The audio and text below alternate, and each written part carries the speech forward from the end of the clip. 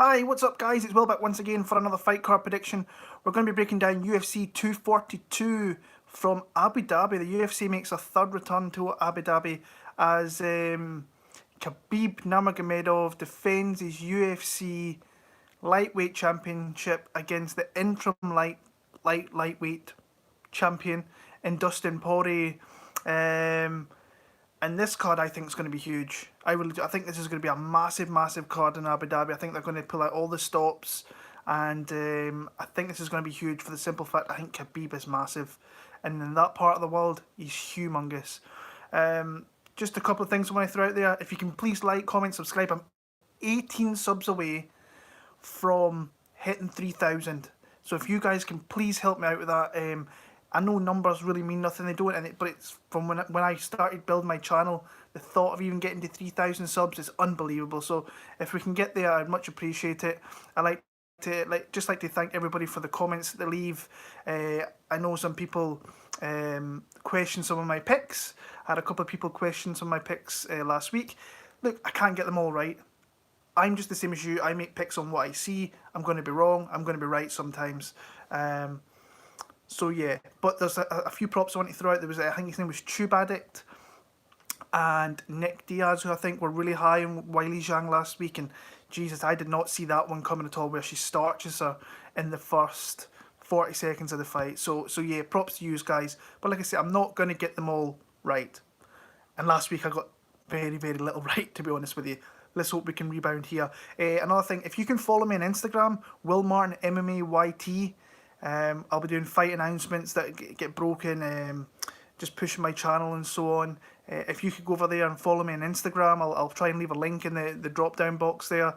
And then also, from now on, I want your guys to let me know what you would like to do to win posters. So I've got a few posters here. This is one from, I think, Glasgow. Michael Bisbin was the headliner there. We've got Wonder Boy against Darren Till there. So, what's the best thing we can put together where you guys can win some posters? I've got other ones there as well. I've got one from Prague this year. I've got ones from London in the past. So, whether we do like a mini tournament, let me know the best process we can get so you guys can win some posters off me. So, let me know in the drop down box if you first of all if you'd like to do that, and second of all, just give me an idea of how we can get these posters out to you guys. So let me know how that's going to go. We're going to get into this card in a little bit of a second. Yeah, I actually really like the fight card. I think that they've done well with the fights put together. The card stayed relatively unscathed. But I really like the fight card. I like the main card. I like the kind of fights they've got positioned throughout as well. So we're going to get straight into it. So I'm going to have methods out there. I know there's a guy from Brazil, I forgot your name. I'll get them out as soon as I can, and timestamps is going to be there in the next half hour after I get this video done and dusted. So yeah, starting off lightweight division, we've got Don Madge against Faris Zaim. This was a fight before that I was really looking forward to. It's Mustafayev against Don Madge. I thought it was going to be a banger of a fight, I really did. I thought it was going to be back and forth, blood and guts, a lot of action. But ultimately now I see Don Madge winning the fight. When I look at Faris Zaim, I think he's okay. He's a young kid. He's only 22 years old. I think he's 11-2, I want to say, record-wise. I looked at that earlier on, but I might have kind of misread what I was looking at there. Let me see. 10-2. So yeah, it wasn't far off what it was. I think he's solid. I just think it's too early in his career. And what I like from Don Madge is the guy's really, really aggressive in kind of every aspect of his fight game. On the ground, when he puts on his back, he is very, very good at throwing up submissions, good at getting reversals, good at getting sweeps. And once this guy gets back to his feet, the guy's got some dynamite, explosive striking, like big, powerful Muay Thai striking. Really, really solid guy. When you look at his record, he's got 3 losses, but they're all to the same guy. So that's you don't see that all too often. But his knockout of T. Edwards was phenomenal. I was pretty high on T. Edwards. I probably jumped the gun on that one a little bit, but he looked amazing in that fight, especially with that finish. Looked really, really good, and that's where I think this guy, I don't think Faras is maybe going to get him down, but I think that he leaves openings with his pressure, where someone like Don Madge can maybe sweep him, reverse him, get into better positions. I don't think he's a guy that's got all that much great top pressure. So I think the opportunities for Don Madge, if he gets put in his back, to be there, he can get to new positions, better positions. Then you look at his striking. I think Faras is actually okay on his feet. I just think Don Madge is really, really good and very, very dangerous with every strike that he throws. So for me, I've got Don Madge. I actually think he stops him, and I'm going to really look close at a bet of like inside the distance or by knockout or submission. I just think he's got an opportunity to really finish this guy on a few aspects of this one here. So I'm going to go Don Madge. I'll go TKO.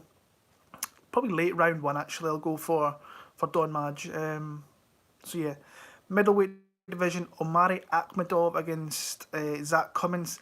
Really tough fight for me to pick. I'm struggling between these two a little bit. I think that both are extremely, extremely tough. Both are on really good, nice little streaks at the minute. You've got Akhmedov, who's won, I think, three of his last four. Another one being a draw against Marvin Vettori. With that one there, like wins over Abdul Razak Al Hassan. Anytime you get a win over that guy, it's really, really solid. Kyle Noak, he was kind of in the last kind of stint in his career. He was on his way to kind of retiring there. And then Tim Boetsch. Tim Boetsch is always tough, but Tim Boetsch, to me, in that fight especially, looked like he's at the end of his career.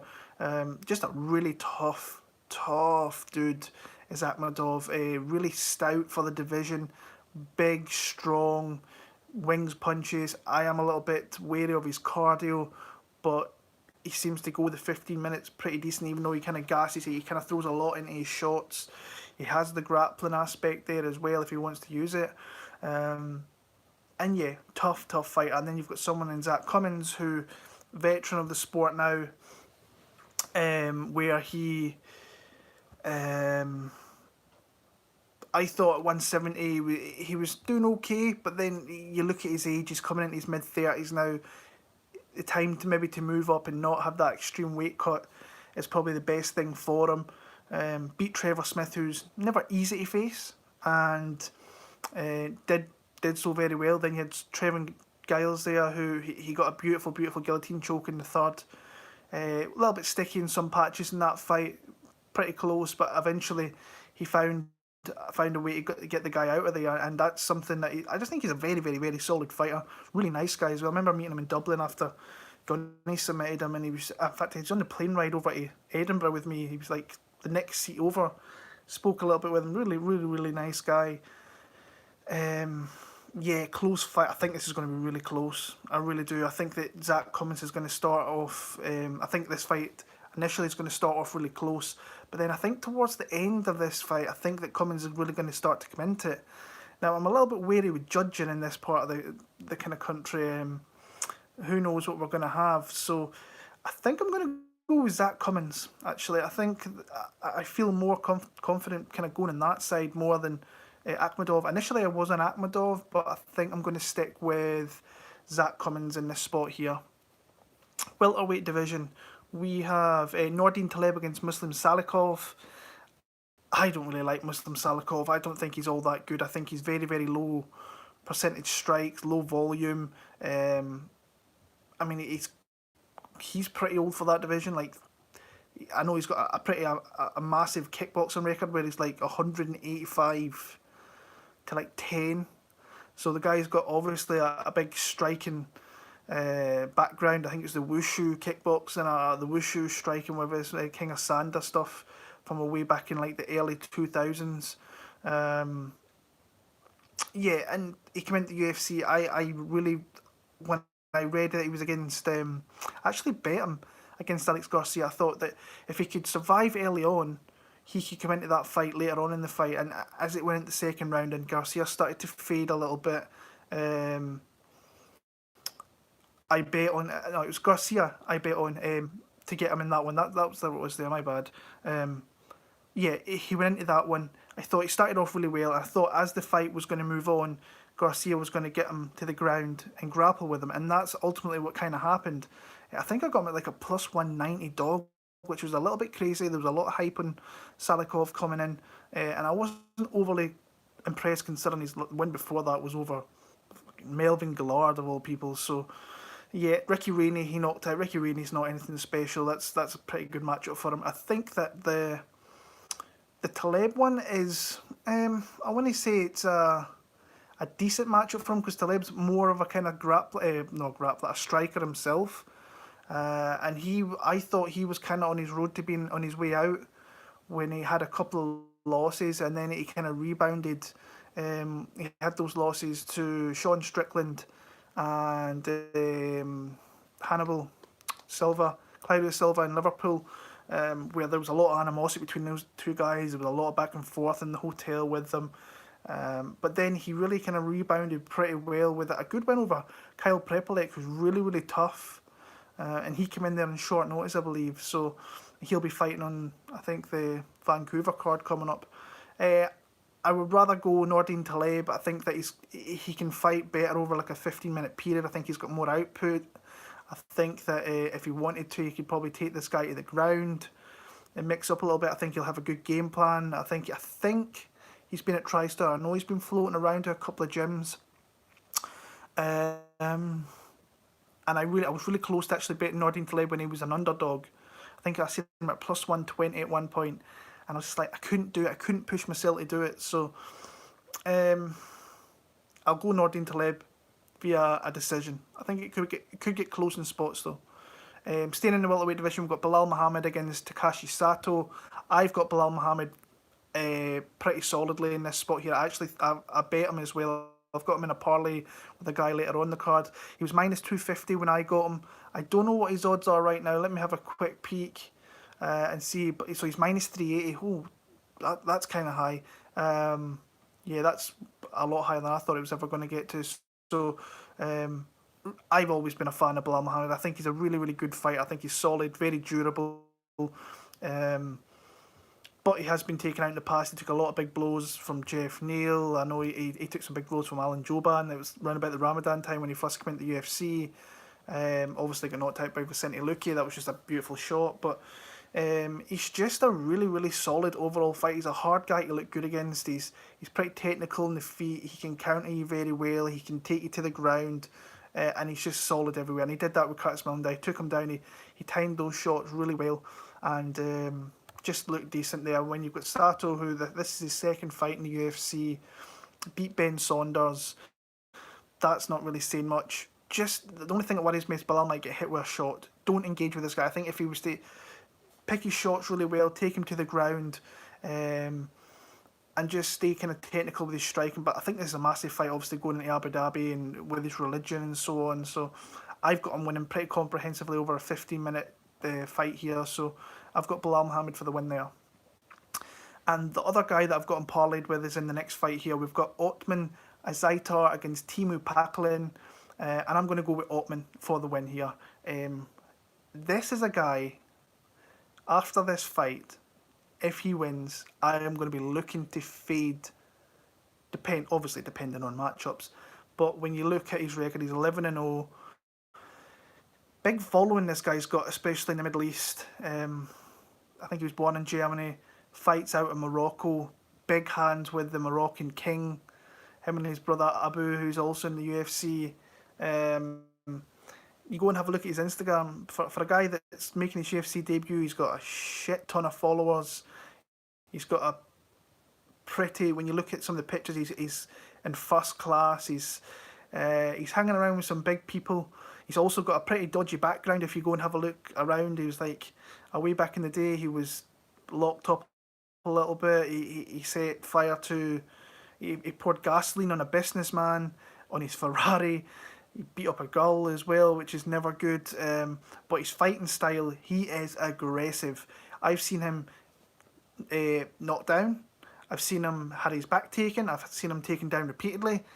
But the guy is tough, durable, keeps on coming, fought in that Brave promotion out there in the Middle East, put on, don't want to say good fights for him, I think they were definitely winnable fights, but I've seen him taking a lot of shots, like a lot of bad. When you watch him, there's a lot of holes in his game, but the guy is so aggressive and he's so in your face, big power shots, and he's got a will to win. You can see that in his fights. So when you look at Packlin here, he's making his return after that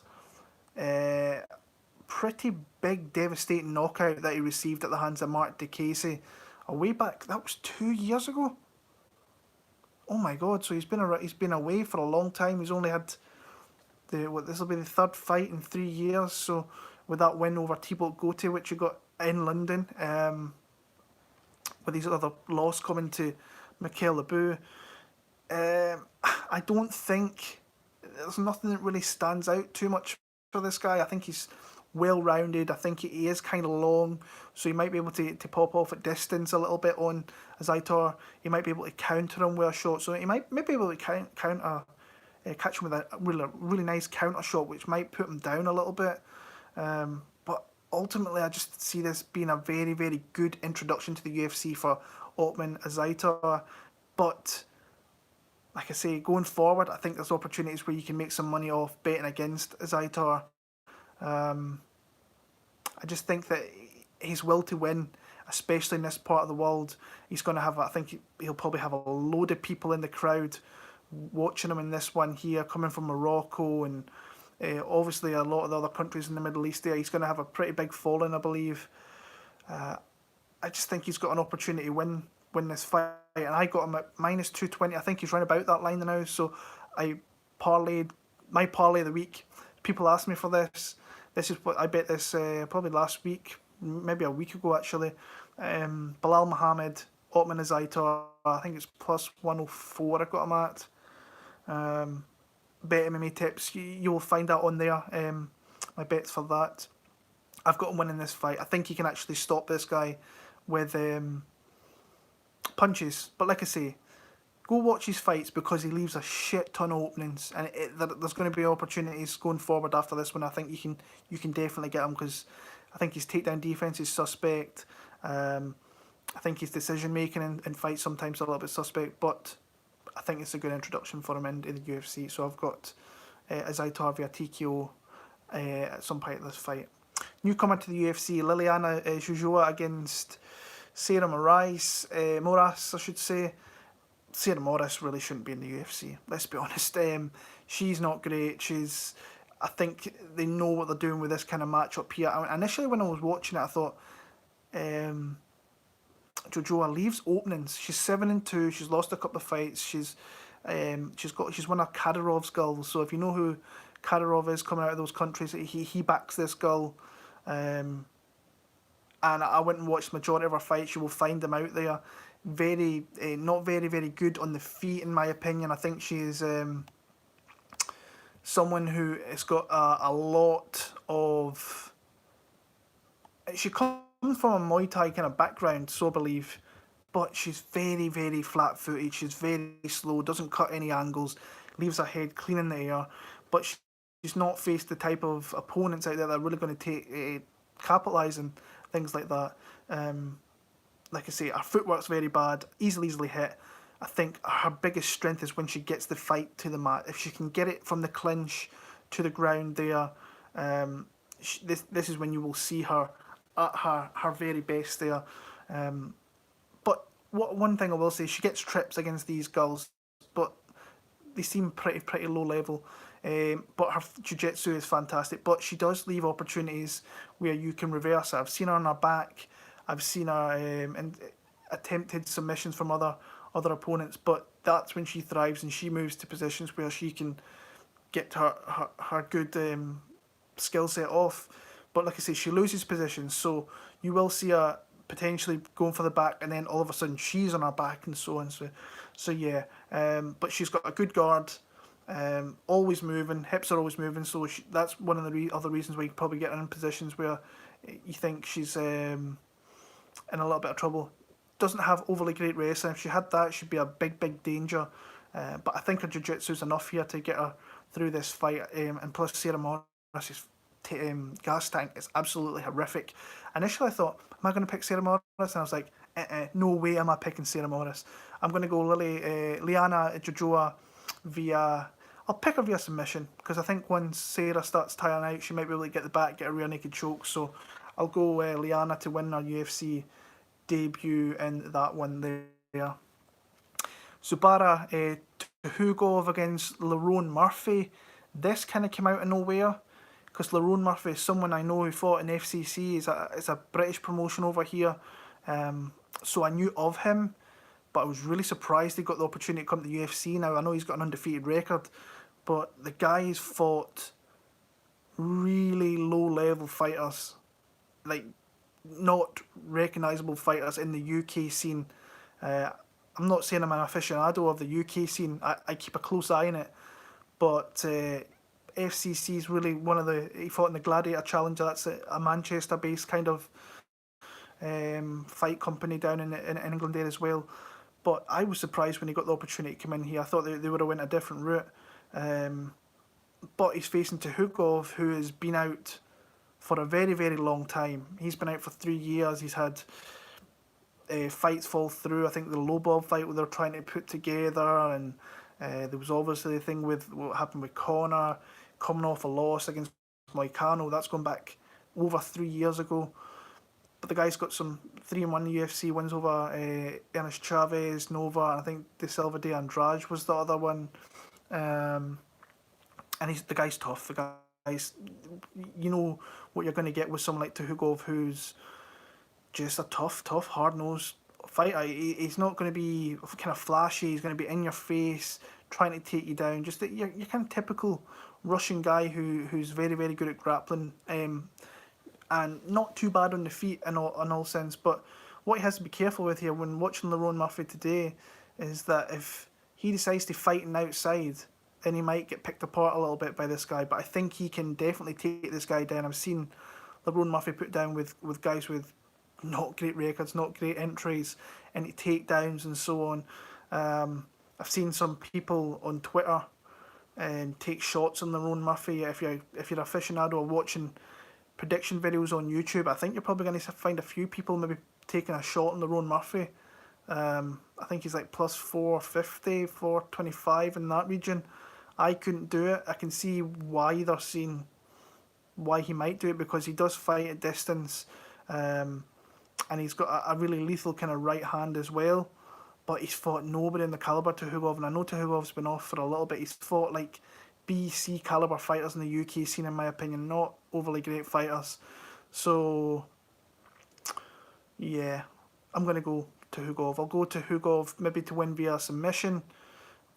TKO, nah, I think maybe actually it'll either be submission or decision, maybe. Maybe. No, either TKO or decision. I'll go decision though. Yeah. Women's flyweight division, this is a good fight. Joanne Calderwood against Andrea Lee. I thought Jojua was a little unlucky against Chikagian, but I could see why it was scored for Chikagian. Chikagian always, if you have a close fight with her, you're in trouble.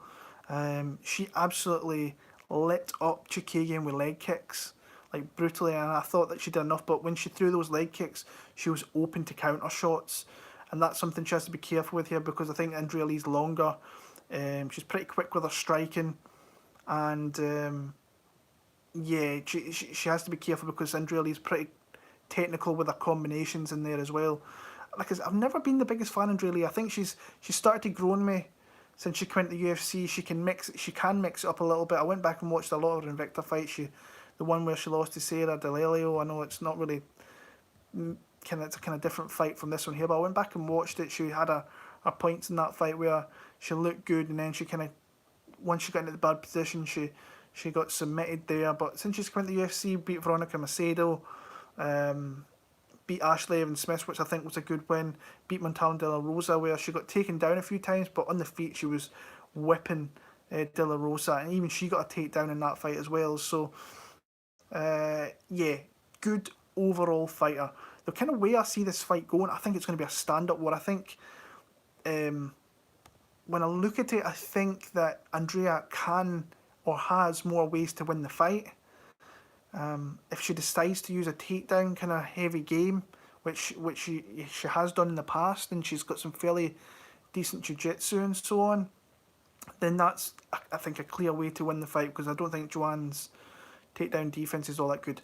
I see the fight being a stand-up fight. I see it being a very, very close back and forth stand-up affair, where you look at Calderwood, she uses kind of more of a kicking game with teeps and leg kicks, but her head stays very, very stationary.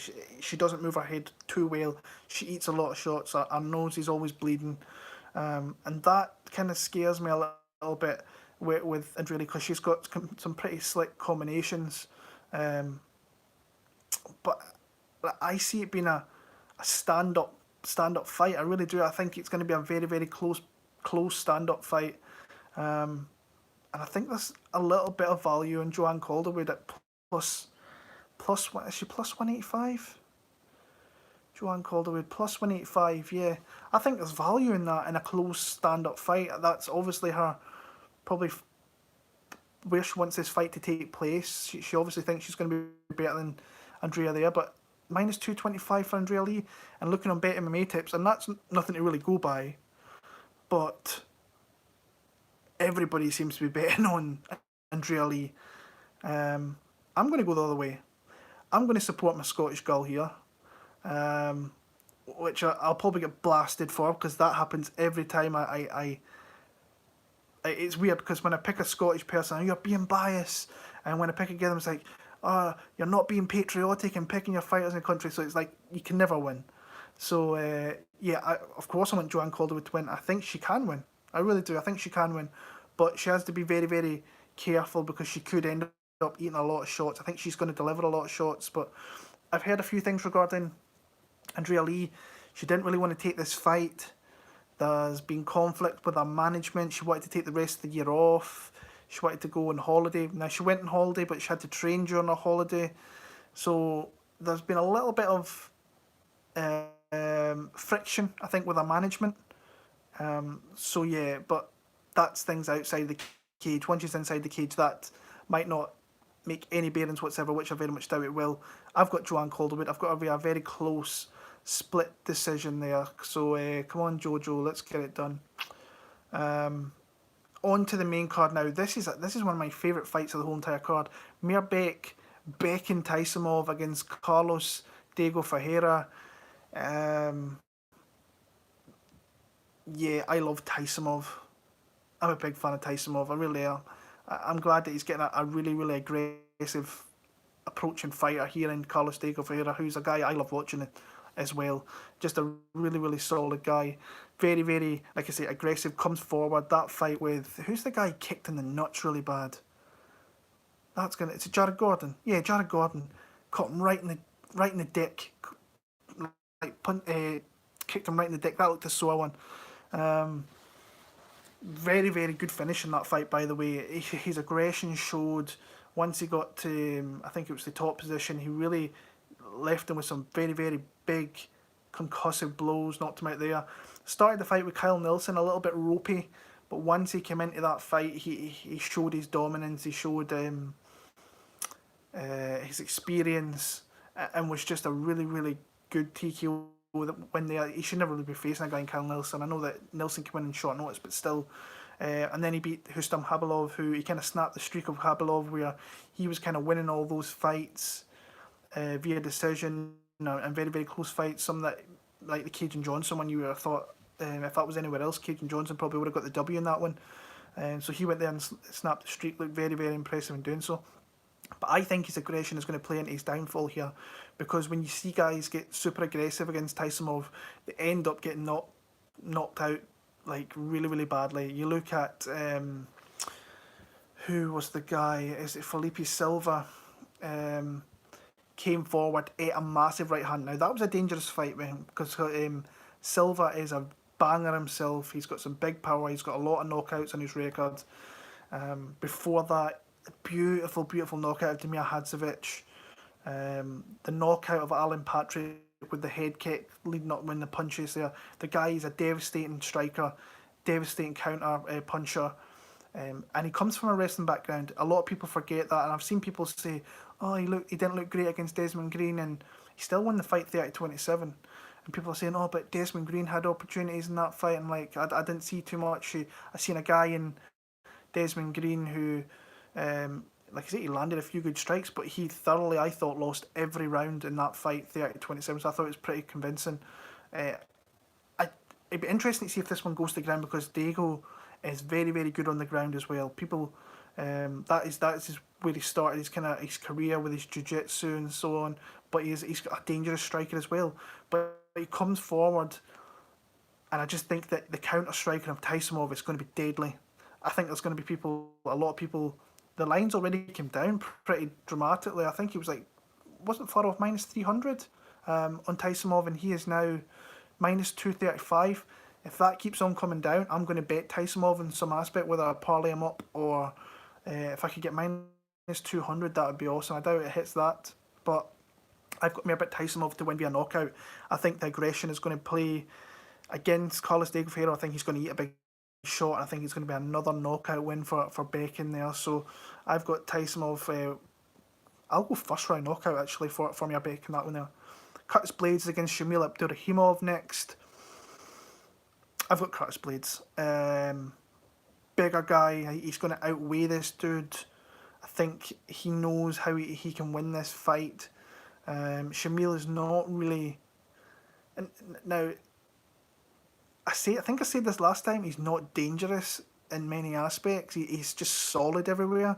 But then he stopped me at Marcin Tybura with a really nice couple of shots there. So, but he's very kind of low volume. He's, like I say, he's at a size disadvantage with the weight here. He's going to be like outweighed by 30 odd pounds or so. And we know what Curtis Blaydes can do. He can ragdoll people. I think I went back and I counted how many takedowns he's got in his UFC fights, and it's 40. That's a lot of takedowns on big dudes as well. He's been ragdolling. That's what he did to Justin Willis. He absolutely ragdolled him into oblivion. There was a little bit of bad blood with that one there, and he really just and Justin Willis is like a 300-pound guy. He has to cut from 300 pounds down to 265. He would probably would have been close to 290, 300 getting into that fight, and he just threw him around very, very convincingly. Not saying Shamil can't do that. Shamil's got some takedowns. He kind of uses more trips up against the cage to get takedowns, like he did the Arlovsky fight. I think he did against Derek Lewis, but he's not going to take down Curtis Blaydes here. Blaydes can strike at distance a little bit, but ultimately I think he wants to clinch this guy and use his wrestling, and I see Curtis Blaydes doing that and then breaking him as the fight goes on. So I've got Curtis Blaydes to win via late second round TKO in that one there and push himself into contention for potentially a title fight going forward. But I've got Curtis Blaydes there to win that one. Great fight here. Islam Makhachev against Davi Ramos.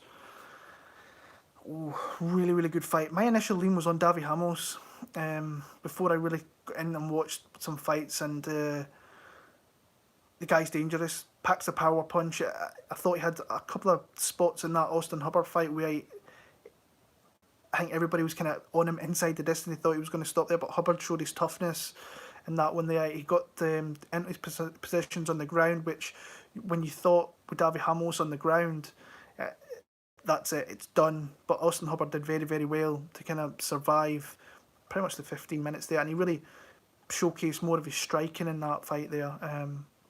But we've seen like beautiful takedowns of Nick Hine in the past. The guy's deadly on the ground. So Islam, his kind of the way he usually wins fights is through his grappling. Now his striking's come on. I think the very first fight which I really noticed his striking coming on was the Nick Lentz fight, where he's starting to incorporate more high kicks, started to kind of move his feet a little bit more, feint a little bit more, knocked out Gleison Tebow, submitted Cajun Johnson once he got him to the ground. That was a beautiful submission. And then Arman Sarukian gave him a really tough fight, but he still looked very, very, don't want to say super dominant. I thought that Sarukian had spots in that fight, but he showed his experience, his unbelievable grappling credentials, and got a really nice win over a really good fighter. So I'm trying to think here, if these guys, if this predominantly comes a stand-up fight, you've got the power kind of hooks of Davi Ramos, and then you've got the kicks of Makhachev. I see this being really, really close. I think it is. I don't think he will want to. Oh, it's hard. Will he want to kind of clinch up with someone like a Davi Ramos, because Davi Ramos can maybe flop to his back, and then he's super dangerous even if he's on his back. So we're maybe going to see the kind of tactical awareness of someone like Makhachev on the ground, try and move to varying positions to not get submitted. But I don't know. I'm kind of struggling with this one. Initially, I was in Davi Ramos. When I was watching a couple of fights back over today, I've kind of leaned back over to Islam Makhachev. But honestly, I don't think a bet on Davi Ramos is a bad bet at all. His line is plus 275. That's a good odds in my opinion there. Like I said, I've never been super high on Makhachev. You can obviously see his talent. You can see he trains with the best in the world, day in, day out. So that's only going to rub off. And he's very highly touted himself. I am going to pick him. Oh, see, I feel like I want to pick Davi Ramos as a dog here. I'm going to go Islam Makhachev. Like I say, I'm not going to go with my initial gut feeling, which was Davi Ramos. I'm going to go with Islam Makhachev to win a decision. But I think there's going to be spots in here where he's going to have to come through some adversity. But I've got him winning this fight. It could be close. Could be like a very, very close 29-28. But I've got Makhachev to win that one there. Co-main event of the night, a rematch of 2015, I believe. And it was the fight of the night in that card in Chicago. Edson Jr. Barboza against the Irish Dragon Paul Felder. I loved that fight. When I was watching it, I thought it was pretty clear 29-28 decision for Paul Felder. And I'm just one of these people that not one of these people. I just want to watch. I'm thinking, right, if they were to face a few times over, I don't think it would change all that much. I'm like, I've seen people say that Edson's declined, and I'm like, has he declined though, or has he just been facing the best guys in the best division in the UFC? Because 155, in my opinion, is the best division that they have in the UFC. And you look at the guys who he's lost to. Gaethje's a destroyer. I think he could do that to nearly everybody in the UFC on any given night. Dan Hooker, that was a beautiful performance from him there. He landed so many beautiful kicks to the body, beautiful punches to the body. Obviously, his leg kicks are devastating. The Kevin Lee fight, I thought he had spots in there where he looked okay, but Kevin Lee went and fought for a championship. Then he got ragdolled by Khabib for 15 minutes, but he just couldn't stop the pressure. And I think that's what you need. I think you need to have a threat of a takedown to really put this guy. And I'm not saying that because Justin Gaethje didn't really have any threat of a takedown, but he had it there if he really wanted to use it. But Justin Gaethje doesn't really use his wrestling, so and I don't think Paul Felder's going to do that either. Paul Felder seems to be in the best kind of spot he's ever been in his career. Nice win over James Vick, kind of chopped the legs down. James Vick's got really bad striking defense, though his head was there to be hit the entire fight. It happened. Close fight against Mike Perry where he started off well. I think he got himself an injury and then kind of faded out a little bit. Knocked out Charles Oliveira, which I think is a great win, obviously. Very impressive in Scotland against Stevie Ray. I see this being, if this is going to be a stand-up fight, I see Edson being the cleaner, more varied striker. Obviously, he's got his kicks. He hit Paul Felder with some unbelievable body kicks in that first fight. Really left massive welts on his stomach. Edson, obviously, I think his right eye got kind of shut over a little bit. So Paul was obviously landing some good strikes. Like I said, a lot of people are going in saying that this is the fight where Barboza's maybe going to get knocked out, like a fight Barboza's going to get knocked out in. It could happen. I'm not saying it couldn't. I'm more confident in Edson Barboza in this spot. Like I say, I think if they were to fight 10 times, I think he would win more than Felder would, in my opinion. So, don't hate the shot on Paul Felder. I think I would just like a little bit more for my money in that spot there. Let me just check what his line is. -140. I would like it -175 in that spot personally. We've seen this fight before and we've seen who the better overall striker is, in my opinion.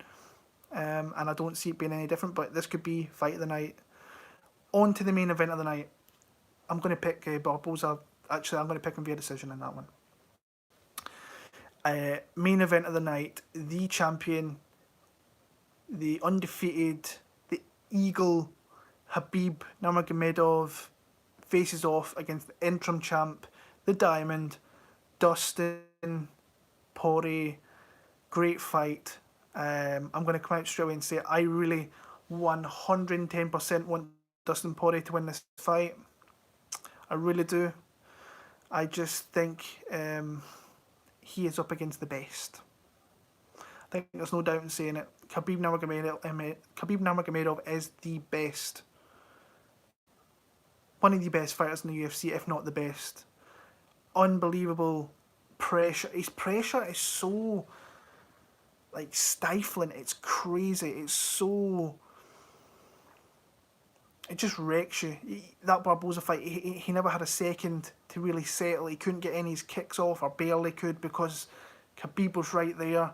The corner fight, obviously, I thought he looked good with his striking. He found the chin corner, stumbled him back a little bit. And once this guy gets you on the ground, there's no stopping this guy doing what he wants to do to you, whether it's grabbing your hand, putting it behind your back, keeping it there. The guy's got immense grip strength. Then he's talking to you. So those mind games in your head.